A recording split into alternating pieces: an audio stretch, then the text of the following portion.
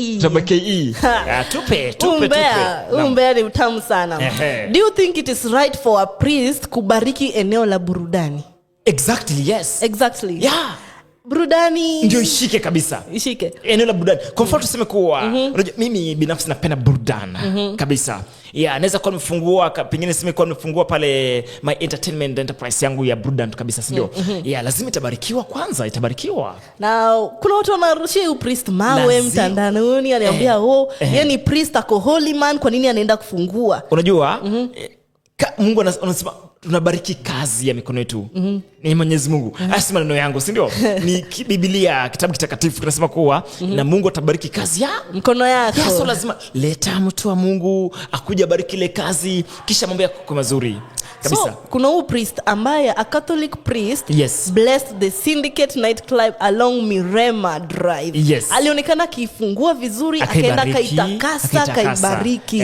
Watu wakabarikiwa. Yes. Sasa kuna mtu mmoja na comment anasema ati kwani baraka pia zinapatikana huko kwa vile baraka sio kila mahali, unajua. Tumzeni ukweli, unajua hakuna binadamu hapa nchini ambaye anapenda kuishi katika hali ya umaskini. Yeah. Binafsi mimi siwezi kupenda katika kuishi katika umaskini. And I love entertainment. Yeah. Napenda burudani.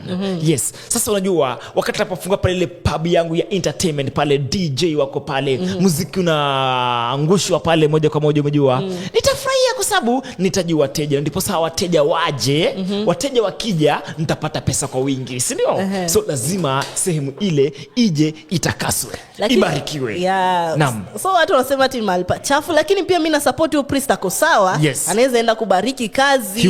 Maana right. Unaweza pata kuwa huyo ni mmoja wa wafuasi wake, anaendaga huko kanisa akamwambia tafadhali kuja unibariki. Yeah, lazima vijana wabarikiwe. Yeah. Lazima vijana pia wapate chakula pale mezani. Yeah. Na hiyo eneo si tu ambaye ni ya mambo chafu. Mimi naona hiyo eneo ni yule mtu ako na stress, anaweza enda hapo atolee stress, meetings, yani kila kitu nafanyika hapo. Unajua muziki kuna nguvu. Na that's why kuna different genres of music. Tuna R&B, tuna hip hop, tuna gengeton, tuna urban tone, tuna kapuka, tuna zile za bongo, unajua. Zina sababu. Unajua mimi binafsi wakati nimechoka, nataka kujiliwaza, nitasikiliza rumba. Yeah. Nitasikiliza rumba. Ama nikime pale